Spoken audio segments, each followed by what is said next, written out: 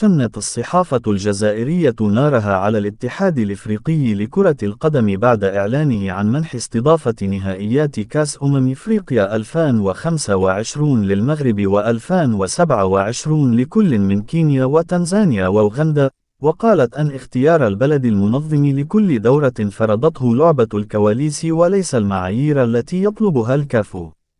وصفت الصحافة الجزائرية ما حدث في أروقة الكاف في مقره بالعاصمة القاهرة بالمهزلة التي تؤكد أن الكاف في عهد رئيسها الحالي الجنوب الإفريقي باتريس موتسيبي تتراجع بوتيرة أسرع مما كانت عليه في عهد سلفه أحمد بعدما استبشر الأفارقة بنهاية عهد الكاميروني عيسى حياته.